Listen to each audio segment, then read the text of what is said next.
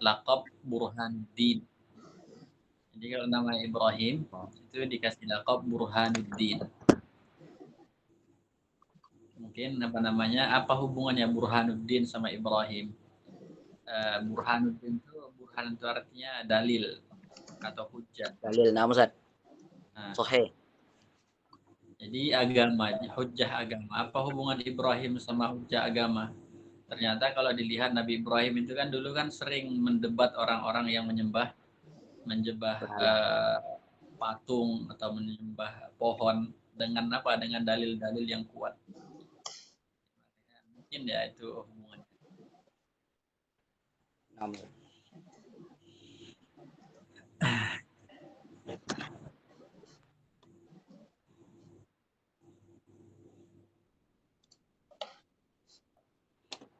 Kita mulai aja ya biar cepat ya.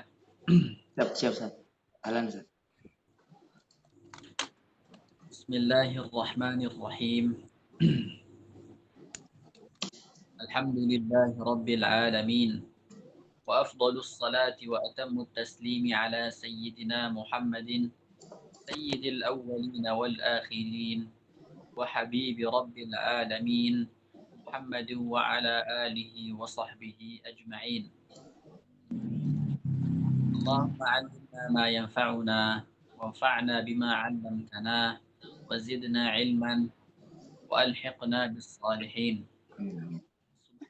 اللهم لا علم لنا إلا ما علمتنا إنك أنت العليم الحكيم. اللهم علمنا علما نصير به كاملين واجعلنا به عاملين. اللهم اجعلنا ممن يستمعون القول فيتبعون أحسنه. اللهم زدنا علما وارزقنا فهما برحمتك يا أرحم الراحمين. اللهم إنا نسألك علما نافعا وقلبا خاشعا ورزقا واسعا وعملا متقبلا برحمتك يا أرحم الراحمين يا أكرم الأكرمين. وإنا نعوذ بك من علم لا ينفع ومن قلب لا يخشع ومن نفس لا تشبع ومن دعوة لا تسمع. اللهم آت نفوسنا تقواها وزكها أنت خير من زكاها أنت وليها ومولاها برحمتك يا أرحم الراحمين يا رب. أما بعد، السلام عليكم ورحمة الله تعالى وبركاته. Waalaikumsalam warahmatullahi wabarakatuh. Alhamdulillah, puji syukur hadirat Allah Subhanahu wa taala yang telah yang masih saja memberikan kita istiqamah untuk melanjutkan apa yang sudah kita mulai, yaitu melanjutkan kajian kitab Tajwid Musawwar, kitab At-Tajwid Al-Musawwar, Tajwid Al-Musawwar karya Syekh Dr. Aiman Rusdi Suwaid hafizahullah taala. Mudah-mudahan Allah senantiasa menjaga beliau, wata'ahu bis-sihhati wal afiyah, dan senantiasa diberikan kesehatan dan afiat. Mudah-mudahan Allah memberkahi setiap waktu beliau, menjadikan beliau termasuk ahli Quran yang hakiki, ahli Quran yang sebenar-benarnya. Mudah-mudahan dengan membaca kitab yang beliau karang ini, kita bisa termasuk menjadi golongan beliau, kita bisa menjadi golongan ahlul Quran. Allahumma amin.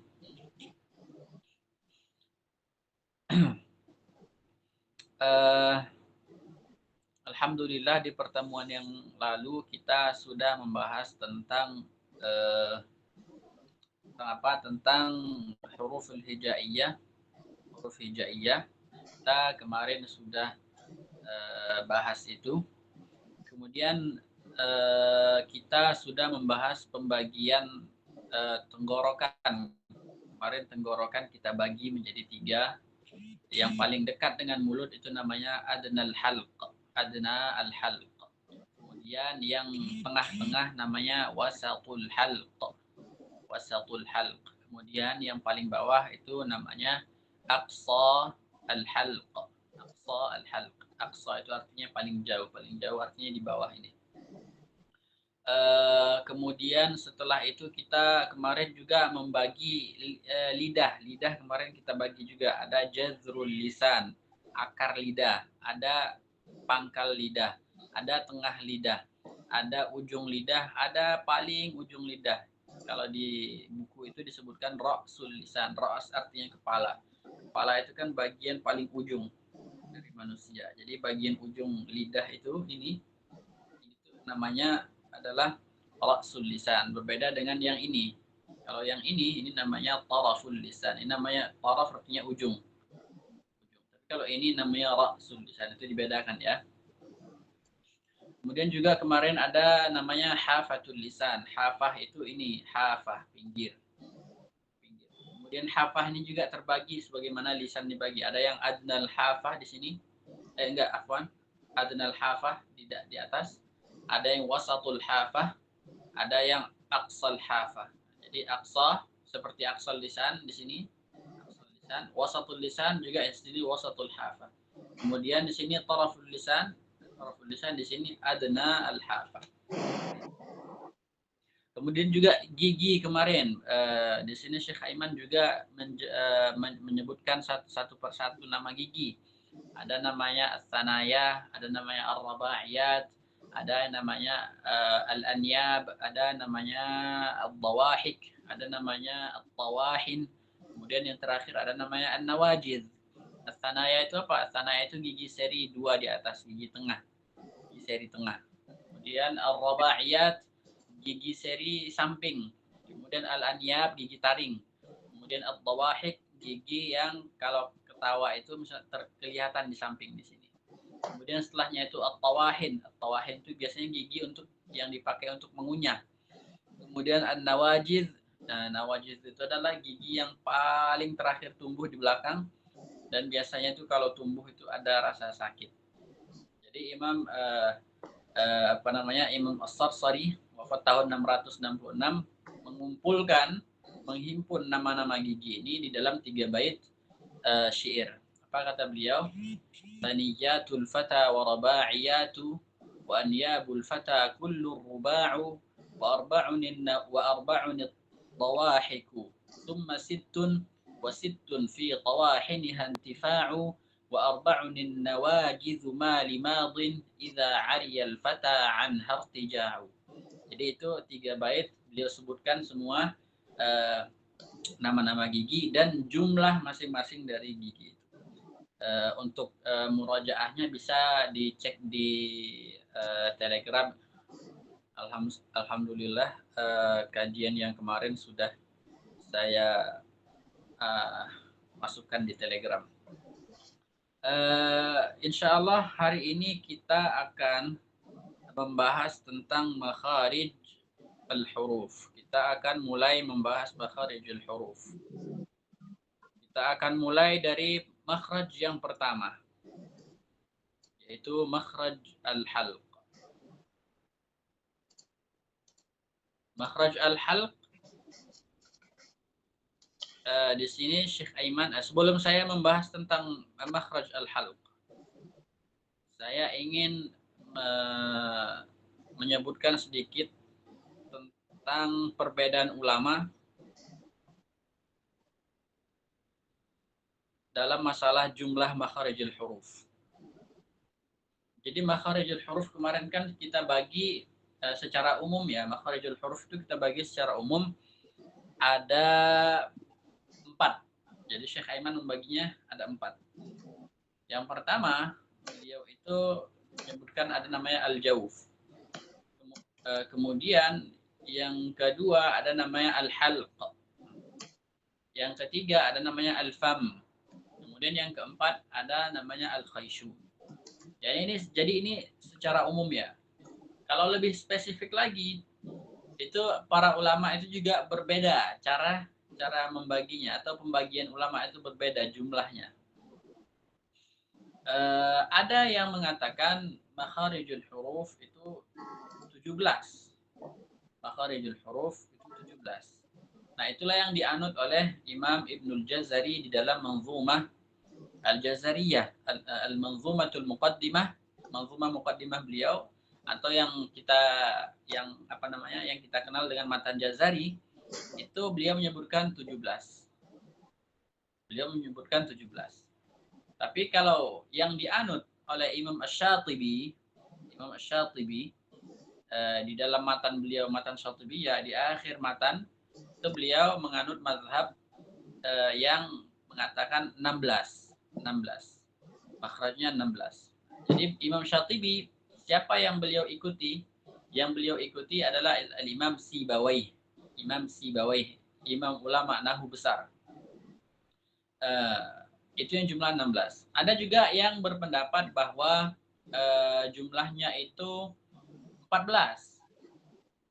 Jadi makhraj ini kemana yang 16 tadi kok bisa kurang gitu, kok bisa jadi 14, yang 17 kok bisa jadi 16.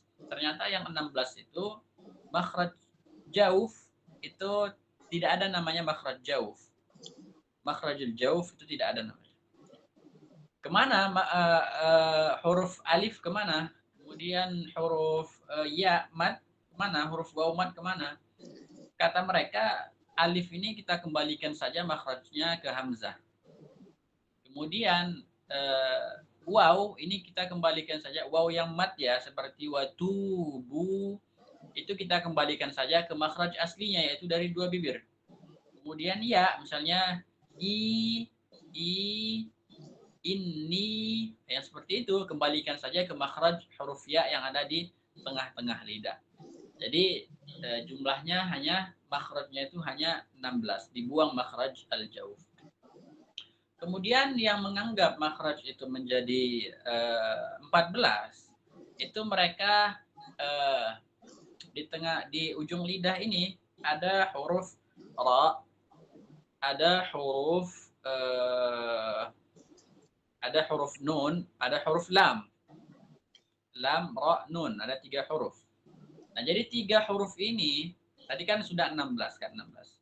Jadi 3 huruf ini, itu mereka jadikan satu makhraj.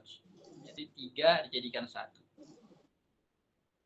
3 dijadikan satu. Kalau seandainya makhraj, misalnya makhraj lam, makhraj yang ke-14, kemudian makhraj nun yang ke-15, makhraj ra yang ke-16, ini yang nomor 16, nomor 15 dijadikan ke nomor 14. Itu. Di buletin jadi satu. Tapi sebenarnya pembagian makhraj ini itu kata para ulama itu takriban. Maksudnya itu tidak pasti gitu, tidak pasti benar-benar 17 gitu. Bisa saja masing-masing huruf itu memiliki makhrajnya masing-masing. Seharusnya huruf yang 28 itu makhrajnya juga 28.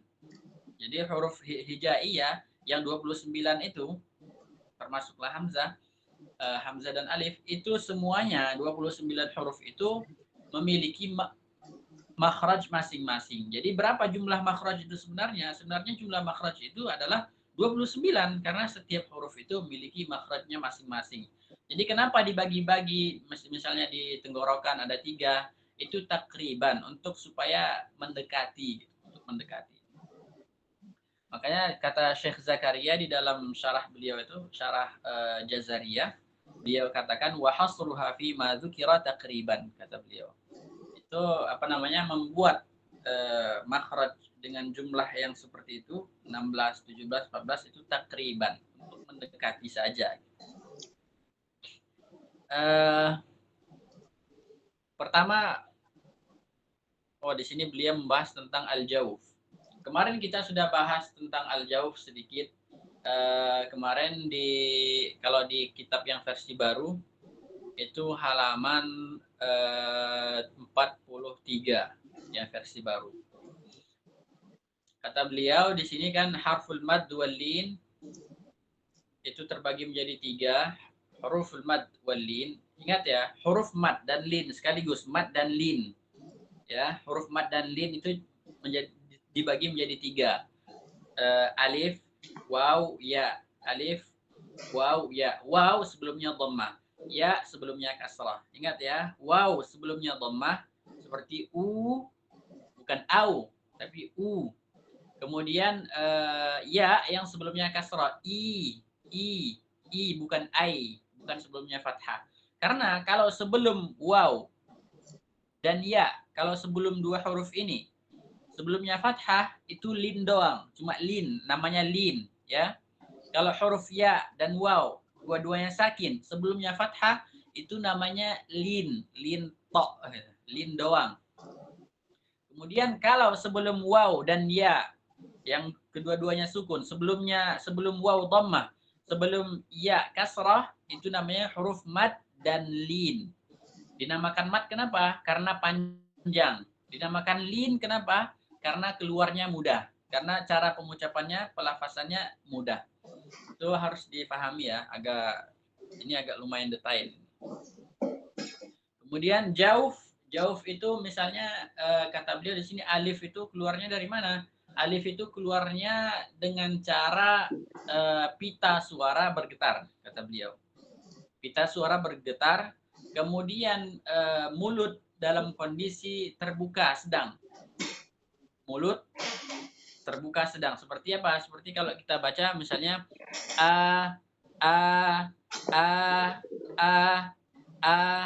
ini pita suara kalau kita rasa ada getaran. Yang pertama pita suara bergetar. Kemudian yang kedua apa? Yang kedua bibir terbuka atau mulut terbuka. Terbukanya gimana? Terbukanya sedang. Ya, jangan dibuka seperti ini. Jangan. Jangan juga terlalu rapat. Tapi sedang ya. Fathan wasatan. Fathan wasatan. Sedang. Jangan terlalu dibuka lebar. Kemudian kata beliau, wa yusahibu dzalika makhraja asli tilkal harakah, kata beliau. Jadi ketika mengucapkan alif itu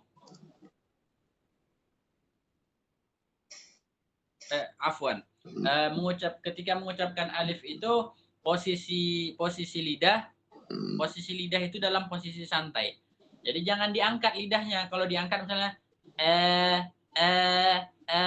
itu masuk ke imalah sedikit kalau diangkat tengah lidahnya. Diturunkan ya santai. Tapi yang kesalahan seperti ini insya Allah tidak ada terjadi di orang kita, tidak ada. Itu terjadi pada orang Mesir, itu banyak terjadi. Misalnya mereka bilang Ar-Rahmanir Rahim, Alhamdulillahi Rabbil Alamin, seperti itu. Tapi kita alhamdulillah tidak ada. Kemudian makhraj, misalnya makhraj waw yang dari jauf, yang kedua makhraj waw, gimana cara huruf mat yang ketiga ini ya, kita garis bawahi semua huruf mat ini ketika keluar pita suara di sini di paling bawah ini itu bergetar. Bergetar. I bergetar. Kemudian a bergetar. Bedanya apa? Bedanya pada alif mulut terbuka. Pada waw mulut maju.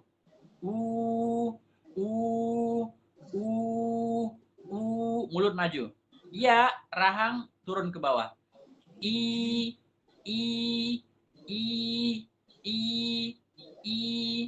seperti itu. Kemudian posisi lidah, perbedaannya apa? Ketika fathah, ketika alif, posisi lidah santai. Ketika dhammah, posisi lidah, pangkal lidah itu otomatis naik ke atas. Nggak perlu dibuat-buat. Tinggal ketika kita ucapkan itu posisi lidah naik ke atas. Posisi pangkal lidah naik. Jadi nggak perlu dibuat-buat. Kalau sudah diucapkan berarti pangkal lidah itu sudah naik. Kemudian i itu tengah lidah itu naik. Tengah lidah naik.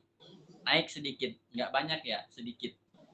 Jadi kadang orang yang baca tajwid musawwar punya Syekh Aiman ini, kadang ketika beliau menyebutkan misalnya dhammah itu lidah itu katanya naik ke atas ini, pangkalnya naik ke atas. Jadi dia bingung gimana cara naikinnya. Dia paksa-paksa gitu buat naik. Nggak perlu gitu. Karena kalau udah disebutkan itu sudah otomatis pangkal lidah naik ke atas.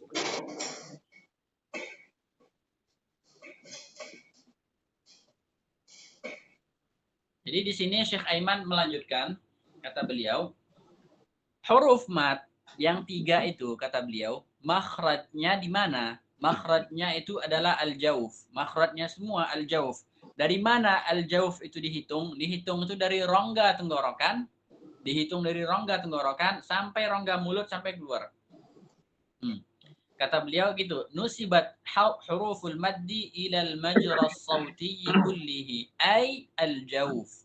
Kata beliau, huruf mad ini keluarnya itu dari tempat mengalirnya suara, semuanya, kata beliau. Al-jauf, kata beliau. Semua al-jauf itu dari sanalah keluar 3 huruf ini. 3 huruf mad ini keluarnya dari mana? Dari awal, dari rongga tenggorokan, keluar sampai ke mulut. Sampai ke mulut. Makanya kemarin ketika kita membahas tentang harf, apa itu definisi harf, definisi huruf, kata beliau huruf itu adalah sautun ya'tamidu ala maqta'in, suara yang berasal atau bergantung kepada maqta'. Maqta' itu artinya makhraj, tempat keluar. Muqaddarin atau muhaqqaq atau muhaqqaq atau muqaddar. Kata beliau, huruf itu adalah suara yang berasal daripada makhraj. Makhrajnya itu ada 2. Ada yang muhaqqaq, ada yang muqaddar. Ingat ya, makhraj itu terbagi 2. Perlu diingat ini. Makhraj pertama muqaddar, sama makhraj muhaqqaq. Muqaddar itu seperti apa? Ya seperti ini, seperti huruf mat yang 3 ini. A, I, U. Kenapa dikatakan muqaddar? Karena kita tidak bisa kita tunjuk satu makhrajnya karena makhrajnya terlalu luas. Sangat luas makhrajnya. Makhrajnya itu dari dalam sini, dari rongga tenggorokan sampai ke rongga mulut, itu kita nggak bisa tunjuk yang mana ini. Yang penting ini makhraj yang luas ini adalah makhraj huruf mat yang 3. Makanya dinamakan muqaddar. Ada makhraj yang muhaqqaq. Seperti apa? Seperti misalnya hamzah, bisa kita tentukan makhrajnya. Misalnya hamzah ini sangat sempit sekali makhrajnya. Makhrajnya di paling pangkal tenggorokan. Kemudian sangat mudah untuk menentukan makhraj muhaqqaq itu. Kemudian kenapa kata Syekh Aiman, kenapa 3 huruf ini, huruf mat yang 3, alif, waw, ya, kenapa keluarnya dari jauf? Kata beliau, karena 3 huruf ini keluar dengan tekanan yang sangat sedikit, kata beliau. Tekanannya sangat sedikit. Yang panjang ini, bukan yang hamzah di awalnya ya. Yang panjang ini tekanannya itu sedikit, kata beliau. Tekanannya sedikit. Kemudian tekanannya sedikit. Maksudnya tidak menekan ke salah satu makhraj manapun gitu.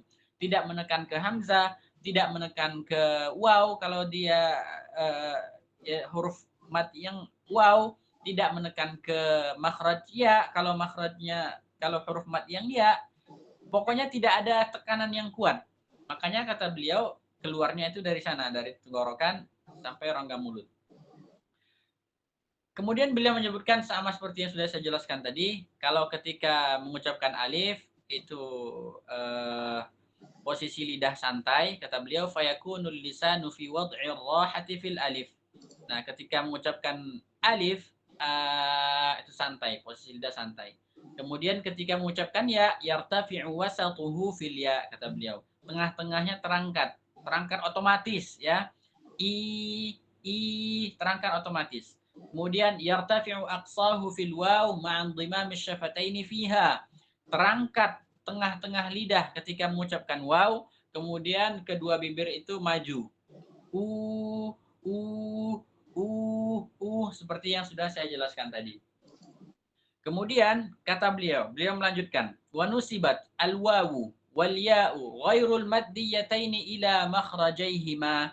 Kemudian kata beliau, kalau waw dan ya yang bukan mad bukan yang tadi, bukan bagian yang tadi. Soalnya waw terbagi menjadi dua. Ada waw maddiyah namanya.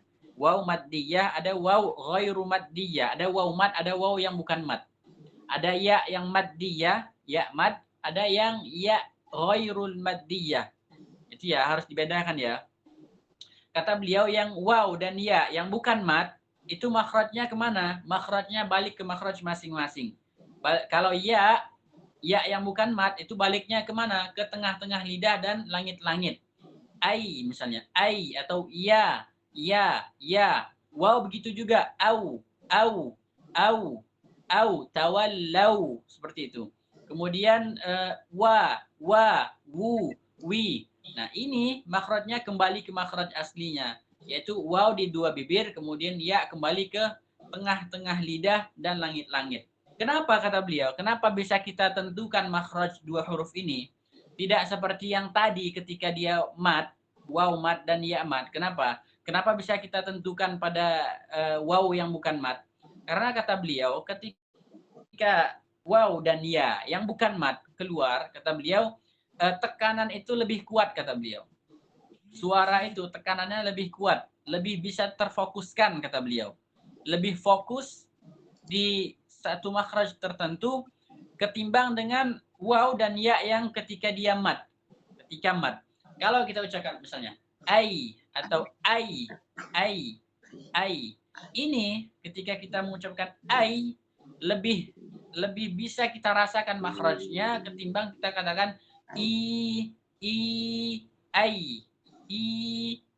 Coba dicoba diucapkan ai. Ketika kita mengucapkan ai lebih bisa kita rasakan makhrajnya ketimbang seperti itu ya. Waw juga seperti itu. Misalnya kita ucapkan au. Lebih terasa makhraj waw yang di sini ketimbang kita ucapkan u. Seperti itu. Insyaallah tidak terlalu sulit.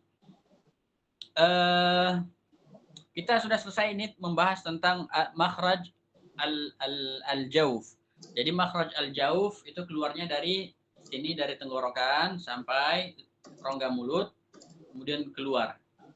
Jangan ketika membaca huruf mad itu dari tenggorokan kemudian ke mulut, kemudian bercabang mampir ke hidung. Itu tidak benar. Jadi dari tenggorokan kemudian tengah-tengah rongga mulut langsung keluar. Jangan dibiarkan masuk ke hidung. Nah, yang masuk ke hidung itu biarkan gunnah saja. Biarkan mim dan nun yang masuk ke hidung.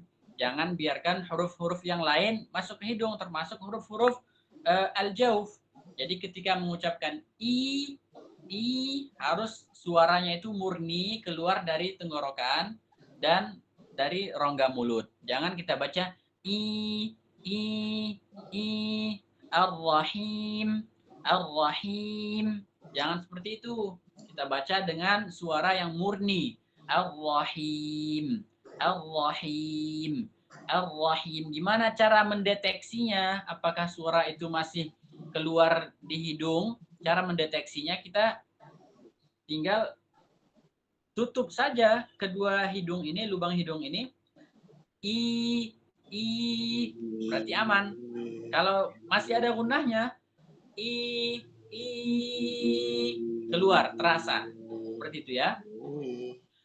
Oke, sekarang kita bahas tentang al-halq. Ini insya Allah gampang nih. Al-halq itu ada tiga makhraj. Paling bawah, tengah-tengah, dan paling dekat dengan mulut. Yang paling bawah namanya aqsal halq. Kenapa dikatakan aqsa? Aqsa itu artinya paling jauh. Nah, keluar makhraj hamzah dan huruf ha, harful ha. Jadi yang pertama paling jauh itu hamzah. Kemudian yang kedua adalah ha. Jadi cara mengetahui makhraj itu kata para ulama, sukunkan hurufnya itu dimatikan, kemudian letakkan hamzah di sebelumnya. A atau i atau u seperti itu. Atau ab atau at, as. Silahkan coba huruf apapun. Kemudian makhraj yang kedua dari tenggorokan ada namanya wasatul halq, tengah-tengah lidah. Apa huruf yang keluar dari tengah-tengah lidah? Huruf yang keluar dari tengah-tengah lidah adalah al-ain. Al-ain. Harful ain. Kemudian setelahnya itu ada ha. Gimana? A. Terasa di tengah. Kemudian ada ha. Ah. Jadi yang susah menyebut huruf ain, gimana caranya? Cara latihannya? Latihannya sebut huruf ha. Perbanyak menyebut huruf ha. Ah.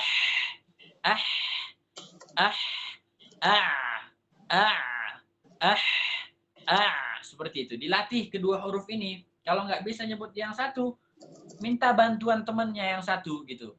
Susah menyebut huruf ain, minta bantuan huruf ha. Hi, i, hi,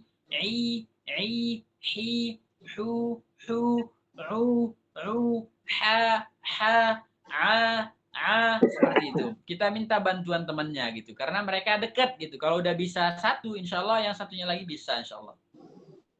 Kemudian makhraj tenggorokan yang terakhir adalah adnal halq. Adna itu artinya paling dekat. Paling dekat dengan apa? Paling dekat dengan mulut. Apa hurufnya? Yang pertama adalah al-ghain. Kemudian yang kedua adalah al-kha. Al-ghain, al-kha. Bukan al-ghaim ya, pakai mim. Ada juga yang menyebutkan al-ghaim. Bukan al-ghaim, tapi al-ghain pakai nun. Memang biasa itu terjadi antara mim dengan nun itu, kadang nun itu terdengar seperti mim karena kedua-duanya keluar dari ada gunnahnya gitu. Kadang orang bisa agak sulit membedakan antara mim dengan nun. Yang benar di sini al-ghain pakai nun ya. Kemudian al-kha. Al-ghain contohnya l. Kemudian al-kha seperti itu. Kemudian Syekh Aiman menjelaskan di sini, kata beliau, yang bagian bawah, tenggorokan bagian bawah itu kata beliau itu tepat terletak di bagian pita suara, kata beliau. Pita suara, ingat kan kemarin kan kita sudah bahas tentang pita suara. Nah, ketika mengucapkan huruf hamzah itu gimana kondisi pita suaranya? Kata Syekh Aiman, ketika hamzah keluar, pita suara itu mengatup. Mengatup. Ketika hamzah itu berharokat, itu pita suara terbuka. Seperti itu. Anggaplah ini pita suara, ketika huruf itu sakin, seperti ini. Gimana cara keluarnya? Bitasadum, seperti yang sudah jelaskan kemarin. At-tasadum itu gimana? Saling bertabrakan. Seperti itu. Kalau yang berharokat gimana? Kata beliau at-taba'ud, saling berjauhan. Misalnya yang tadinya ngatup atau i, seperti itu. Kalau h gimana cara keluarnya? Kata beliau h ini ketika keluar, kalau dalam keadaan sakin itu hanya dengan apa? Terbuka sedikit pita suara ini. Misalnya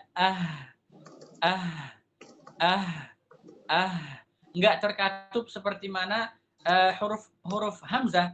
Kalau hamzah itu kan tapi kalau kalau huruf h itu tidak terkatup, renggang. Begitu juga kalau h yang berharokat, dia mulainya tidak dari terkatup tapi renggang dikit baru terbuka lebar. Seperti itu. Kemudian ain itu tepatnya terletak di mana? Di lisanul mizmar. Lisanul mizmar itu kayak ada kecil gitu di dalam sini, bukan yang anak lidah ya, di dalam ini. Jadi kalau kita ucapkan itu dia agak ke belakang. Jadi kalau ada yang punya kitab tajwid musawarnya, itu insya Allah gampang untuk dilihat.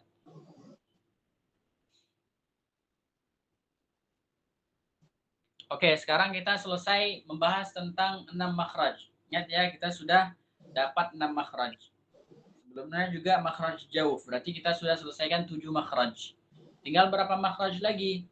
Insyaallah kita akan bahas 10 makhraj lagi. 10 makhraj lagi. Berapa makhraj? 4 afwan. Bukan 10. 13 makhraj lagi. Masih ada 13 makhraj lagi. Kita sudah bahas 4. Yang pertama jauf, baru yang kedua itu aqsa al-halq, ketiga itu wasatul halq, keempat itu ada adnal halq. Kemudian setelah itu, setelah kha, di atas lagi sedikit ada makhrajul qaf. Qaf dari mana keluarnya? Qaf keluar dari aqsal lisan. Lisan yang pangkal lidah. Pangkal lidah sama apa? Sama langit-langit yang lembut, yang dagingnya. Bisa dirasakan itu ada yang lembut di atas.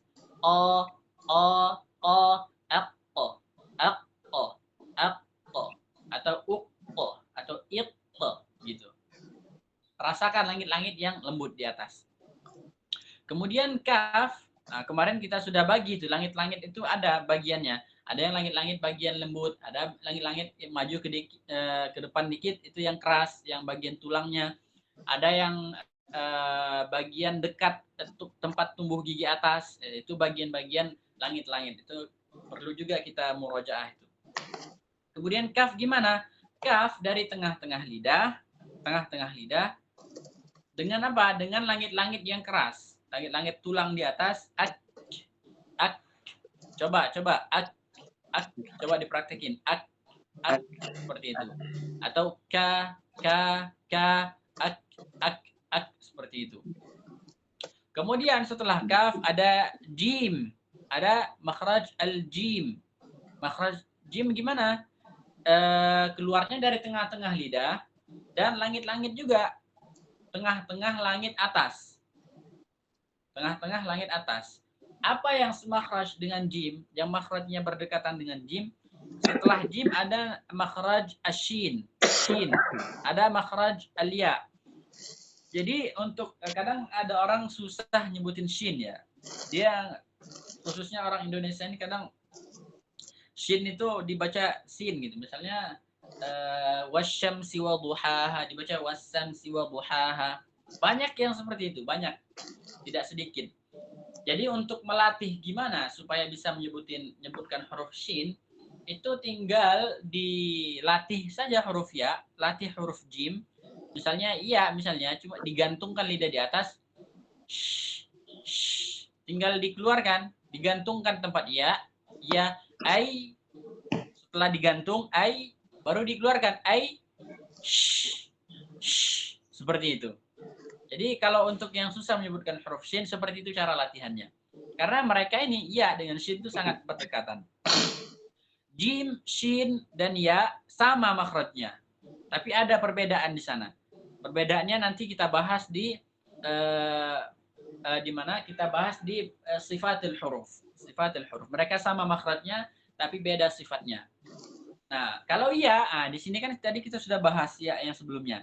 Yang ketika membahas huruf mat tadi, di sini ya yang di sini yang keluar dari tengah-tengah lidah adalah ya yang bukan mat. Ya yang bukan mat. Gimana yang bukan mat ini dari mana keluarnya? Dari tengah-tengah lidah, sama seperti shin, sama seperti jim. Kemudian diangkat ke langit-langit atas. Diangkat ke langit-langit atas. Aj, ash, ai. Mengucapkan huruf jim ya, jangan seperti J. Kalau huruf J itu, huruf J Indonesia, kita harus ini ya, lihat perbedaan antara J atau J lah, J. Jangan J. J itu hanya sebagian kecil dari taraful lisan. Taraf bukan tengah-tengah ya. J, coba sebutkan J. Misalnya apa ya? Jokowi gitu. Jokowi. Itu atau siapa misalnya Jaka itu hanya sebagian besar hanya dari taraful lisan. bukan dari tengah-tengah lidah. Ingat ya, itu kita anggap orang Indonesia itu nganggap jimnya udah bagus, tapi itu belum mencapai derajat sempurna. Gimana caranya supaya bisa mencapai derajat sempurna? Itu dari tengah-tengah lidah ya, dari tengah-tengah lidah. Aj, ja, bukan ja, beda. Ja atau jim, aj, sama aj, itu beda. Itu perlu diperhatikan itu. Kemudian shin ini perlu kita perhatikan juga, jangan berlebihan. Ada orang menyebutkan shin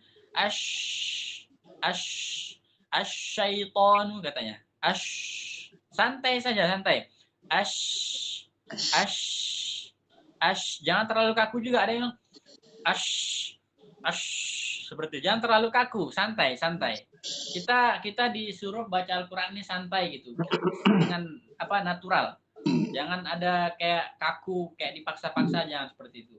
Kayak ini terlalu berlebihan. Terlalu berlebihan. Santai saja. Kemudian terakhir al-ya, ai. Insyaallah ya di sini tidak ada masalah kita, insyaallah. Huruf yang mudah nih, insyaallah.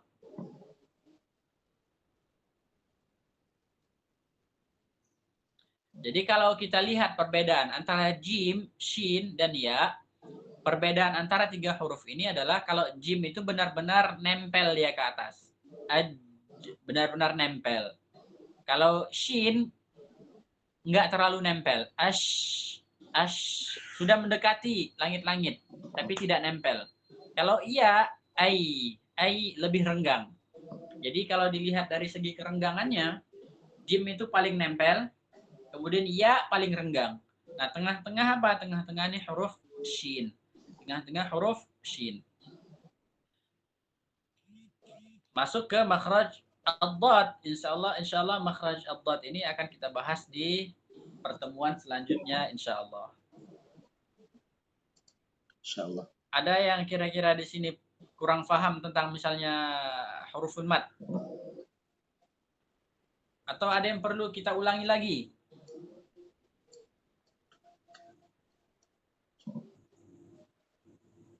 Ustadz Ridwan, gimana? Sudah paham tentang makhraj huruful mad?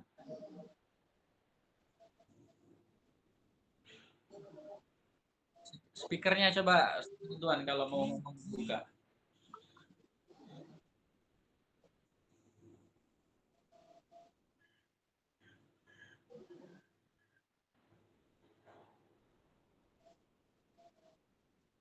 Nggak ada suaranya Ustadz Ridwan. Jangan-jangan pakai ini nih, pakai Bluetooth. Ada headset Bluetooth. Mungkin headsetnya.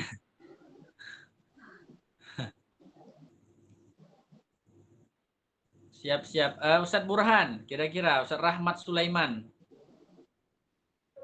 Ustadz paham.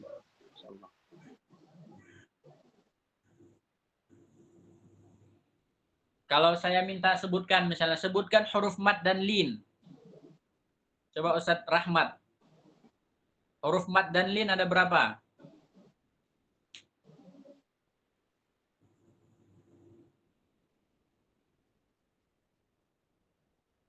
Ada yang bisa bantu jawab? Huruf mad dan lin.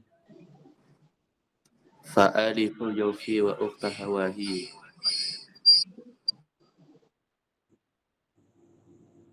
Huruf mad lil hawa tantahi. Siap. Fa'aliful jawfi wa ukhtaha wahi huruf mad lil hawa tantahi. Atau lil jawfi alifun wa ukhtaha wahi, ada dua versi ya. Ada fa'aliful jawfi wa ukhtaha, ada lil jawfi alifu wa ukhtaha. Wahi huruf mad lil hawa tantahi. Jadi huruf mad yang tiga ini ingat ya. Ini saya jelaskan sekali lagi. Huruf mad yang tiga itu, waw, alif, ya. Namanya apa?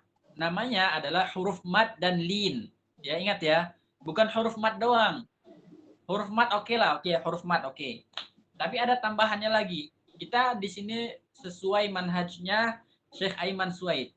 Jadi menurut manhaj yang dipegang oleh Syekh Aiman Suwaid adalah 3 huruf ini, waw, ya, dan alif. Huruf mat ini juga sekaligus dinamakan lin. Kenapa dinamakan huruf mat? Karena dia panjang. Kenapa dinamakan lin? Karena dia lin itu artinya mudah, lembut artinya. Lin kenapa? Karena gampang mengucapinya, gampang. A, I, U, seperti itu. Gampang, makanya namakan lin. Ingat ya, 3 huruf ini namanya huruf mat dan lin. Tapi kalau ditanya huruf lin doang ya. Huruf lin doang itu apa? Huruf waw dan ya yang sukun, waw dan ya, dua-duanya sukun, sebelumnya fathah. Ingat ya, sebelumnya fathah. Contohnya apa? Khaufun. Waw di sini itu huruf lin. Atau baitun. Ya di sini huruf lin. Lin doang, nggak masuk ke mat. Tapi kalau yang mat dan lin itu yang 3 huruf tadi. Jelas ya? Jelas insyaallah. Perbedaan makhraj, muqaddar, dan muhaqqaq. Coba ada yang bisa jelaskan perbedaannya?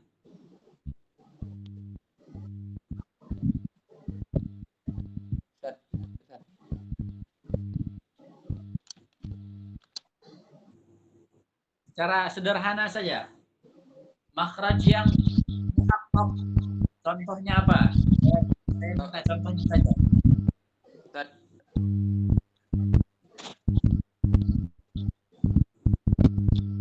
Tadi contoh apa? Contoh madlin pada alif. Masih kurang paham. Sekarang kita nggak bahas tentang madlin ya. Bedakan antara lin dengan madlin. Oke? Lin dengan madlin. Madlin itu apa? Madlin itu adalah level selanjutnya daripada huruf lin. Ingat, kita punya huruf lin. Huruf lin itu apa? Huruf lin itu huruful mad wal lin, ingat ya. Huruful mad wal lin 3 huruf tadi. Oke? Saya sudah jelaskan kenapa dinamakan mad, kenapa dinamakan lin. 3 huruf tadi, alif waw ya. Alif waw ya, waw sebelumnya dhammah, ya sebelumnya kasrah. Oke. Huruf lin, apa itu huruf lin? Huruf lin itu adalah waw yang sakin, waw mati sebelumnya fathah. Kemudian ya mati sebelumnya kasrah. Ingat ya. Ya mati, afwan. Waw mati sebelumnya fathah, ya mati sebelumnya juga fathah. Ingat nih. Kalau kondisi seperti ini, ya mati sebelumnya fathah, waw mati sebelumnya fathah, ini namanya huruf lin. Huruf lin. Oke. Nanti ada namanya madlin. Madlin itu apa? Madlin itu kalau seandainya huruf lin ini sudah di-upgrade. Ya. Gimana cara upgrade-nya? Kalau kita waqaf misalnya wa amana liila fi Quraisy. Cara upgrade-nya apa? Cara upgrade-nya waqaf. Huruf lin ketika waqaf naik tingkat. Naik tingkat. Kenapa naik tingkat? Karena yang tadi sebelumnya dia tidak ada matnya. Ketika waqaf dimatkan, dipanjangkan. Wa amanahum min khauf. Yang asalnya min khaufin, biasa kan pengucapan waw, tapi ketika waqaf dipanjangkan. Wa amanahum min khauf. Seperti itu.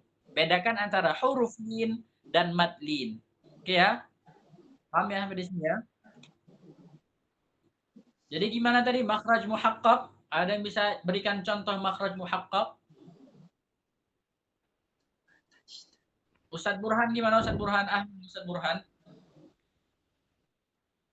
Saya ingin Ustadz Burhan memberikan burhan terhadap ini, terhadap berikan dalilnya gitu kan. Burhan kan artinya dalil. Ustaz, kurang paham Ustaz. Muqaddam Ustaz. Siap. Saya jelaskan lagi ya. Ini sampai jelas nih. Makhraj muhaqqaq. Muhaqqaq itu apa arti muhaqqaq? Muhaqqaq itu artinya nyata. Muhaqqaq itu artinya nyata. Nyata berarti bisa kita tunjuk makhrajnya. gampang untuk menentukannya. Makhrajnya itu sempit. Seperti ab. Kenapa dibilang muhaqqaq? Karena nyata, gampang. Di mana ba bisa kita tunjuk dari sini ke sini. Ab. Itu makhraj muhaqqaq. Atau al atau az. Di mana makhrajnya? Ini. Ujung lidah sama ujung gigi atas. Az. Itu namanya muhaqqaq. Ada makhraj muqaddar. Makhraj muqaddar ini makhrajnya sangat luas sekali. Jadi untuk nggak bisa kita tunjuk gitu. Nggak bisa kita buat seperti ba misalnya. Nggak bisa kita buat seperti jim. Jim gampang. Dari tengah lidah ke langit-langit gampang. Tapi kalau kita ucapkan yang panjang ini, bukan hamzah yang sebelumnya ya. Atau suara yang panjang ini, itu tidak bisa ditentukan, gitu. Nggak bisa ditunjuk. Paham ya? Jauh Bang. Ustaz Rahmat Sulaiman. Paham Ustaz Rahmat Sulaiman?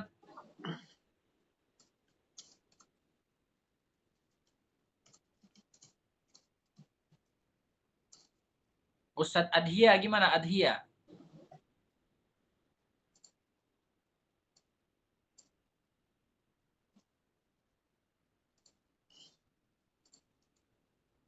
Mana orangnya nih?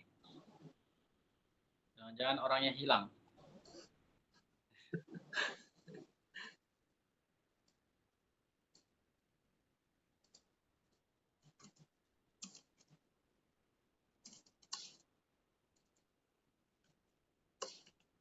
Ukhti Riri gimana? Ukhti Riri, Ukhti Irma, ada juga Ukhti Salma gimana? Sudah paham?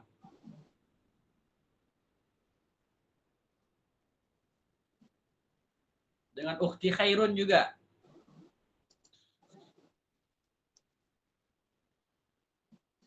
Mana nih orangnya? Masih ada atau enggak nih ya? Insya Allah paham, Ustaz. Siap. Ada yang ditanya, yang mau ditanyakan?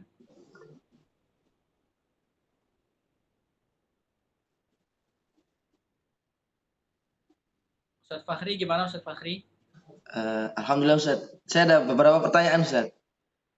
Ahlan. Gak apa-apa Ustaz.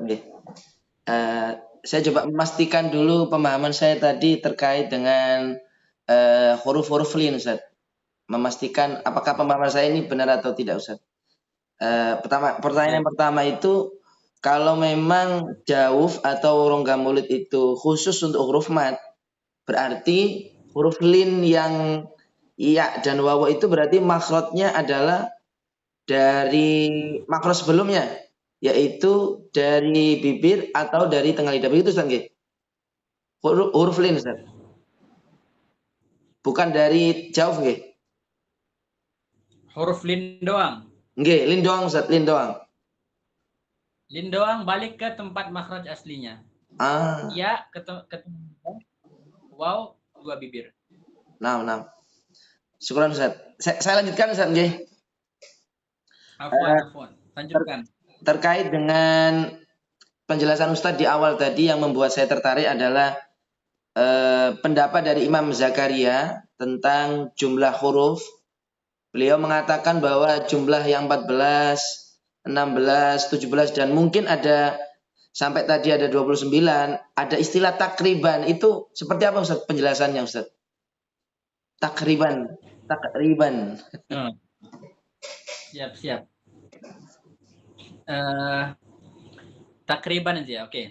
Tadi biasanya kan ulama itu kan gini kan, misalnya katanya dari tenggorokan itu misalnya dibagi menjadi 3, ya kan?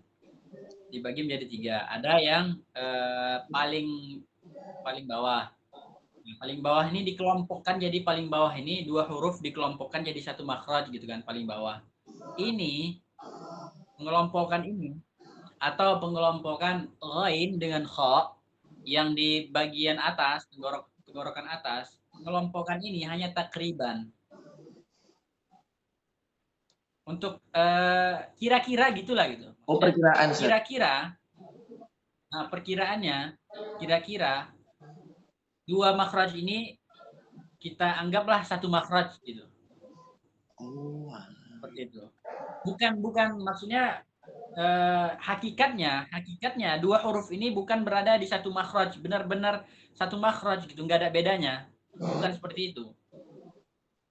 Meskipun kita golongkan, misalnya ghain dan kha, kita golongkan di adnal halq, di tenggorokan paling atas, kita golongkan di situ. Tapi dua huruf ini masing-masing memiliki makhraj tersendiri gitu. Sebenarnya mereka berdua ini punya makhraj masing-masing. Kenapa kita katakan ghain dan kha makhrajnya di mana? Di adnal halq. Kita bilang adnal halq ini tenggorokan paling atas itu takriban, kira-kira. Nah. Siap Ustaz. Nah Ustaz, kalau gitu saya sambungkan dengan pertanyaan berikutnya Ustaz nggih. Ketika tadi dikatakan bahwa jumlah makhraj itu bisa 29, pada suatu buku saya baca di situ, tapi saya belum bisa memahaminya dengan cukup jelas, yaitu kitab Tuhfah Samnudia Ustaz.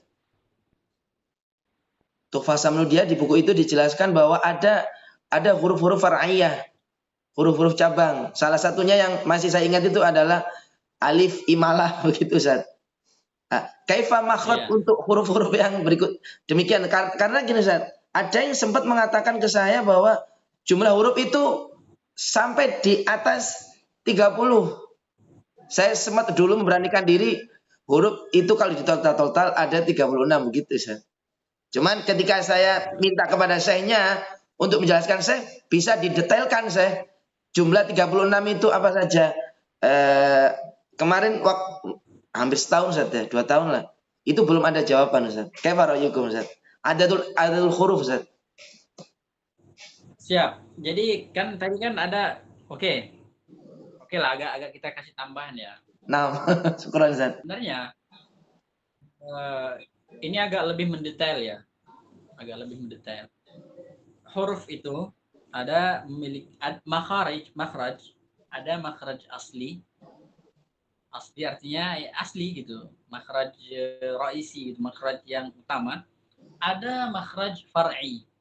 Far'i itu apa? Far'i itu artinya cabang. Kita sekarang bayangin, ada satu pohon. Pohon punya cabang. Cabangnya ini asalnya dari mana? Ya dari batang. Batangnya ini asalnya, ingat, batangnya asalnya, cabangnya itu ya dari pohon ini. Di sana, gitu kan, gini. Ingat ini kata cabang ya. Cabang ini asalnya dari mana? Dari asal. Dari batangnya. Siap? Kata para ulama, makhraj far'i itu atau huruf far'i, anggaplah huruf far'i, itu seperti misalnya imalah. Imalah ini apa sih? Gitu kan. Kita pengen tanya. Imalah ini kan huruf far'i gitu kan. Huruf far'i. Berarti cabang. Cabang berarti asalnya imalah ini dari mana gitu. Nah. Berarti imalah ini punya asal gitu kan. Nah, kemana? Misalnya tashil misalnya. Tashil ini huruf baru gitu. Nggak ada. Misalnya kalau hamzah biasa itu a, tapi kalau tashil beda. Misalnya a'jami. Ini kan bukan hamzah, baru nih, huruf baru. Ini huruf barunya asalnya dari mana gitu. Atau ihdinas shiratal mustaqim. Apa namanya? Imam Hamzah baca atau Imam Khalaf, ihdinas shiratal mustaqim. Ini huruf apa? Gitu kan? Bukan shad, kalau shad ihdinas sirata, bukan juga sin ihdinas sirata, bukan juga dha ihdinas sirata. Huruf apa ini, kok ada huruf baru gitu kan? Ternyata ini adalah huruf cabang namanya. Huruf cabang. Kalau misalnya kita punya toko besar, kita buka cabang di sana. Nah, cabangnya itu asalnya dari mana ya? Dari sini gitu. Sekarang kita lihat tashil itu kan huruf cabang. Asalnya dari mana? Asalnya dari hamzah. Apa yang terjadi dengan hamzah? Nah, terjadi dengan hamzah itu dilembutin lagi. Misalnya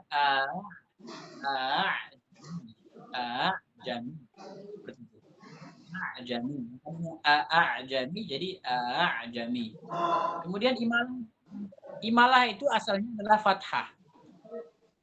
fathah, huruf alif. Alif itu di mana tempatnya? Dari jauh. Alif dari jauh. Asalnya dari jauh kan? Tapi diimalahkan. Gimana imalah itu? Imalah itu dicampurkan. Alif itu dicampurkan dengan ya. Jadi tengah-tengah di antara alif dengan ya. Tengah-tengah. Misalnya kita baca Bismillahi majriha, majriha, riha. Ini kan tengah-tengah, bukan ro, bukan ri, tapi tengah-tengah. Asalnya dari mana? Majriha asal dari mana? Asalnya dari alif dan dari ya, seperti itu. Ia makhraj. Nah, sama juga ihdinas siratal mustaqim. Asalnya dari mana? Asalnya dari shad yang dicampurkan dengan zai. Asalnya kan ada kan? Asalnya shad dan zai dicampur jadi dua. Jadinya ihdinas siratal mustaqim. Seperti itu. Ya, Abdul Fattah. Nah, Ustaz. Berarti kembali kepada aslinya Ustaz, pokoknya nggih Ustaz. Apapun nanti kalau antum ketemu yang makhraj huruf yang far'i, antum bisa telusuri ini asalnya dari mana. Nah, alhamdulillah. Siap Ustaz. Saya lanjutkan lagi Ustaz nggih. Siap. Karena ini hasil dari penelitian juga dengan para santri. Jadi sekarang saya mencoba masuk kepada makhraj tenggorokan Ustaz. Di situ ada istilah aqsa dan adna. Ngoten. Iya. Ada dua pertanyaan terkait dengan dua istilah ini. Apakah patokan daripada dua kata ini? Sedangkan kalau kita lihat terjemahannya Ustaz, aqsa tidak diterjemahkan dengan yang pangkal nggih. Atas pangkal Ustaz ya. Tapi aqsa itu kalau lihat secara terjemahnya itu adna itu bukan atas. Dekat kan Ustaz nggih.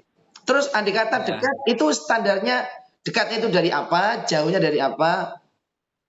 Itu sempat menjadi pertanyaan para santri. Ustaz di kamus kok artinya adna itu dekat apa kok di sini diartikan dengan atas ya adna gitu Ustaz. Kayak baik Ustaz.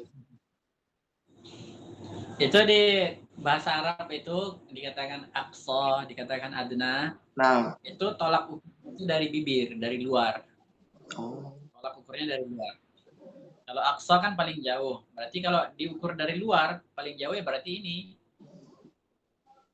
Adna itu kan artinya dekat. Adna itu diambil dari kata ad-dunu. Dana yadnu, dunuwan, danin, madnu, udnu. Itu kan. Itu asalnya dari dunu. Ad-dunu itu artinya apa? Artinya dekat atau rendah. Dekat, rendah. Nah, adna ini bentuk apa? Adna af'al. Bentuk muzakarnya. Bentuk muannasnya apa? Dunya. Bentuk muannasnya dunya. Dunya itu kenapa? Dunia ini kenapa namakan dunya? Karena rendah, karena dekat gitu. Al-ukhra itu nanti jauh gitu. Makanya namakan dunya. Jadi dari mana tolak ukurnya dari mana? Tolak ukurnya dari luar. Kalau kita sebutkan aqsa itu kan kita katakan pangkal. Pangkal itu biasanya di mana? Pangkal itu biasanya di bawah gitu kan. Atau akar gitu kan biasanya di bawah. Makanya kita katakan pangkal lidah. Kita menyesuaikan dengan kita gitu. Nah. Berarti kalimat aqsa dan adna itu berlaku juga di tenggorokan, juga berlaku di lidah Ustaz nggih. Patokannya itu. Nah. Iya, patokan. Alhamdulillah hadir Ustaz. Ini masih ada lagi Ustaz. Saya lanjutkan nggih. Nyambung dengan pertanyaan tadi Ustaz. Ini ada kesulitan kita Ustaz terkait dengan menjelaskan makhraj tenggorokan. Karena kalau dilihat dari gambarnya, untuk makhraj tenggorokan itu kok yang aqsa, yaitu tempatnya hamzah dan ha, terkadang kita mengisyaratkan kepada santri itu paling ini Ustaz, antara leher, dada. Bahkan dulu ada yang mengatakan di sini hamzah dan ha, begitu Ustaz. Bagaimana kita menjelaskan kepada anak-anak khususnya yang masih SMP nggih? Oh, kalau hamzah dan ha itu kalau dilihat gambarnya kan di jakun sini Ustaz nggih. Apakah benar Ustaz? Aqsa tempatnya hamzah itu atau malah di bawah sini Ustaz? Di bawah dari atasnya dada itu dikit Ustaz. Tinggal kita rasain aja. Misalnya Hamzah di mana? Terasa di mana? Di sini. Oh, di sini. Itu dekat, sangat dekat sekali. Itu ke 6 makhraj itu sangat berdekatan. Tapi tinggal kita rasain aja. Tapi nggak ada, jangan dari dada. Tapi nggak ada di dada, nggak ada saja. Ngeluarin suara. Bahkan orang batuk pun itu bukan dari dada. Oke. Apakah makhraj tenggorokan itu nggak ada yang makhrajnya itu di bawah jakun, Ustaz? Atau ada yang di bawah jakun, Ustaz? Untuk yang cowok, Ustaz, nggih. Afwan, Ustaz. Karena kan yang akhwat kan belum ada jakun. Bukan belum ada, nggak ada, nggih. Sebenarnya itu nggak terlalu penting ya. Soalnya kita bukan tolak ukur kita itu bukan dari luar gini, tapi di dalam. Yang dalam itu agak yang namanya di dalam itu susah untuk dilihat dengan mata kita. Gitu. Ya hanya bisa dengan kita rasakan saja. Nggak perlu kita tahu ini berapa senti ya kira-kira ya jarak antara Ain dengan Hamzah itu berapa senti. Itu nggak perlu ke situ. Maksudnya nggak ada faedahnya. Berarti standarnya itu getarannya yang kita rasakan ketika kita baca itu, Ustaz. Dari mana? Terasa paling bawah. Rasakan aja.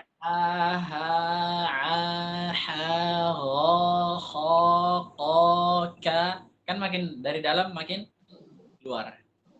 Itu aja, nggak perlu terlalu sampai ditentukan ini di jakun atau karena kan orang kadang jakun orang beda-beda gitu kan. Ada yang agak ke atas, ada yang ke bawah gitu. Oh, nah, siap, Ustaz. Mudah-mudahan nanti ketika saya jelaskan kepada santri juga lebih baik, Ustaz. Mungkin kadang santri ini kadang pertanyaannya aneh-aneh gitu. Kadang ada yang bagus gitu kan. Kadang ada yang nggak perlu ditanyain gitu. Nggak harus itu kita ladenin gitu. Insya Allah nanti saya sesuaikan, Ustaz. Ini terakhir, Ustaz. Terakhir karena untuk pemahaman kita terhadap bahasa Arab, Ustaz. Terkait dengan kata ma'a, kita kan memahami bahwa ketika hamzah itu ketika di fathahkan infitah tabaud, kemudian kalau di sukun itu tasodum, berarti kan ada dua organ, Ustaz. Ya. Disebutkan di buku itu dengan kalimat ma'a itu, Ustaz. Kalimat ma'a. Aqsal lisan, aqsal halqi. Nah, yang saya tanyakan adalah terkait kata ma'a, Ustaz. Ma'a di sini itu bermakna berurutan atau bersamaan, Ustaz? Fil lughal arabiyyah. Apakah dia misalnya aqsal lisan ma'al hanak al-azmi hakada. Apakah dia itu berurutan dari aqsal dulu baru kemudian ke hanak azmi atau dia secara bersamaan harus langsung ditemukan gitu dua organ ini? Nah, secara bersamaan. Oh, secara bersamaan, nggih. Oh, alhamdulillah. Syukur, Ustaz, ala ijabatikum. Siap. Ada pertanyaan dari Ukhti Nadia.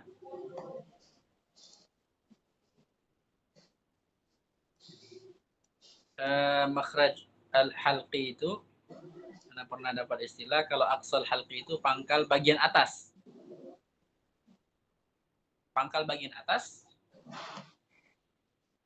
Adnal halq itu bagian bawah tenggorokan.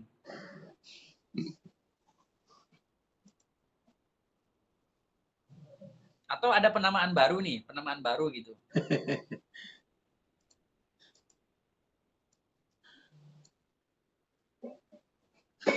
Yang benar itu aqsal halq bagian bawah, yang paling bawah. Bukan aqsa. Karena kalau dikatakan aqsa itu kan artinya paling jauh. Kalau dikatakan aqsa itu bagian paling atas, aqsal halq itu bagian paling atas tenggorokan, itu bukan aqsa namanya. Gitu. Kita jadikan tolak ukurnya itu dari mana? Ngukur jauhnya itu dari mana? Kalau kita ukur dari kaki, oke lah di sini yang atas paling jauh gitu. Yang ini paling jauh, yang kha. Kalau kita ngukurnya dari kaki. Jadi berarti yang paling di sini namanya adna, paling dekat gitu. Tapi kayaknya nggak ada orang yang tolak ukurnya seperti itu, cara mengukur. Kita kembali ke dari segi bahasa saja. Dari segi bahasa, aqsa itu artinya paling jauh. Biasanya kita ngukur, ngapain kita ngukur dari kaki gitu. Kita kan bahasnya dari makhrajul huruf. Kita bahasnya kan tentang mulut gitu. Ngapain kaki kita ukur. Berarti aqsa itu artinya paling jauh. Paling jauh dari mana? Dari mulut. Nah, di sini aqsa. Adna paling mana di sini? Ya. Allahu a'lam. Wahid soal al-akhir Pak Afwan Ustaz. Tafadhal Ustaz Abdul Fattah. Afwan Ustaz. Khatrak ya Ustaz. Ini terkait dengan lin Ustaz. Terkait dengan lin tadi Ustaz menjelaskan tentang lin adalah kemudahan di dalam mengucapkan Ustaz. Saya pernah mendapatkan penjelasan, tapi saya masih ragu dengan penjelasan itu bahwa lin ini standar kemudahannya adalah 2 harokat. Sehingga kita membaca lin miqdarnya itu kalau lin saja tanpa mat itu standarnya bisa sampai 2 harokat gitu. Khaw halada kaifa ra'yukum Ustaz? Khaw karena ketika kita baca definisi mat itu ternyata kombinasi Ustaz. Nah, bahas tentang mat lin atau tentang linnya Ustaz, linnya saja. Linnya saja. Ketika misalnya khaufin begitu, ketika kita baca khaw itu seharusnya itmam hadal huruf itu sekitar 2 harokat. Karena ketika saya memahami, nah,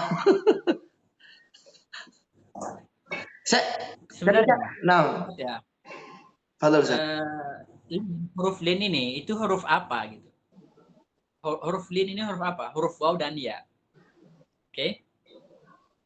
Waw dan ya. Kenapa enggak mat gitu? Kenapa enggak panjang 2 harokat seperti mat tabi'i atau mat asli?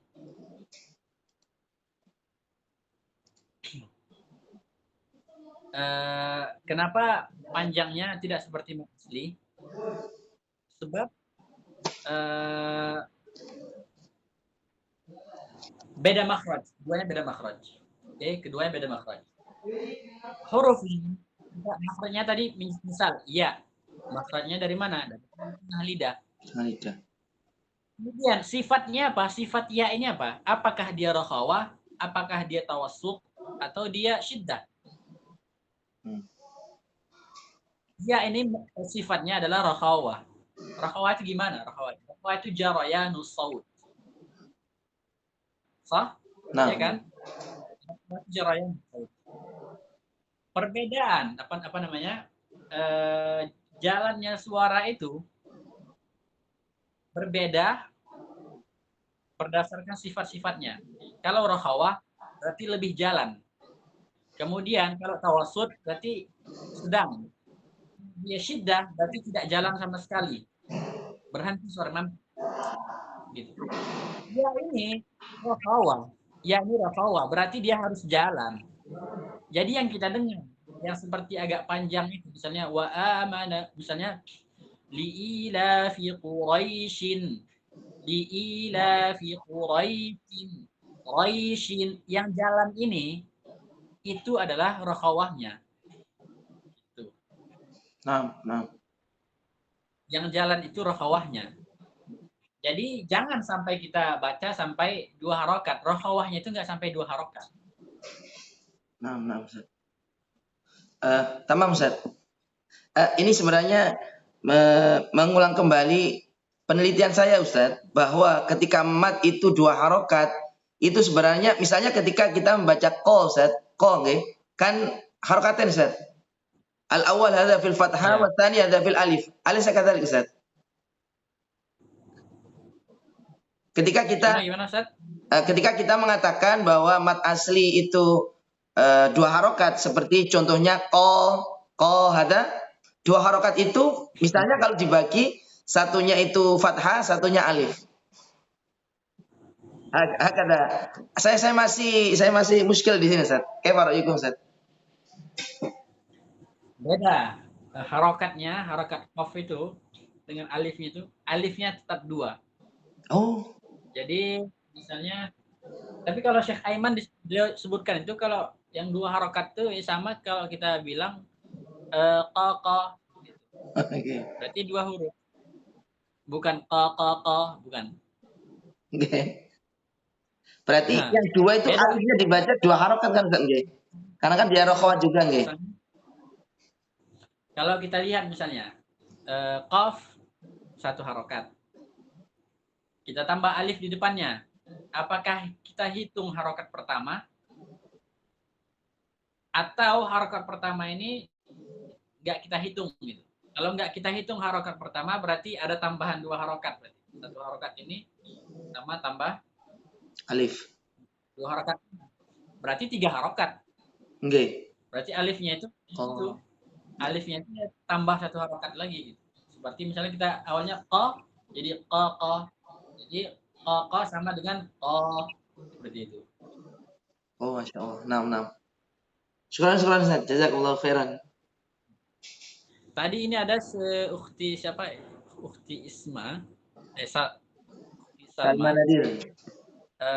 Pengen tes makhraj. Nah, ada dua koresponden. Pengen tes makhraj. Kita bikin apa? Khusus akhwat atau mau tes makhraj langsung di sini? Kalau ada yang tes makhraj, ahlan saja japri ke WA saya. Langsung dites. Atau misalnya ada yang memberanikan diri untuk koreksi tilawah, ahlan juga. Masya Allah. Mungkin ahsannya lebih baiknya langsung saja di WhatsApp ya. Oke, kita kayaknya sampai di sini saja dulu. Mudah-mudahan apa yang kita bahas ini mudah-mudahan bisa kita amalkan, bisa kita cerna dengan sekali lagi saya ingatkan ya teman-teman di sini, kalau ada yang kurang paham itu jangan ragu-ragu untuk bertanya. Jangan segan-segan untuk bertanya. Tanyakan, ini Ustaz saya tidak paham. Apa maksudnya ini? Coba diulangi sekali lagi Ustaz. Kurang jelas. Kalau kurang jelas, kita jelaskan lagi insya Allah. Oke? Mudah-mudahan yang kita pelajarin bermanfaat. Kita istiqomah insya Allah. Istiqomah sampai terakhir. Mudah-mudahan bisa kita khatamkan ini tajwid musawwar ini, kitabnya berkah insya Allah. Amin. Banyak orang yang mengambil manfaat dari kitab ini. Kayaknya bagusnya kita sisakan saja di sini akhwatnya. Kita kasihlah waktu 10 menit lagi untuk akhwat. Yang ikhwan boleh live. Siap. Makasih Ustaz. Mohon pamit Ustaz. Jazakumullah khair Ustaz. Siap, jazakumullah khair.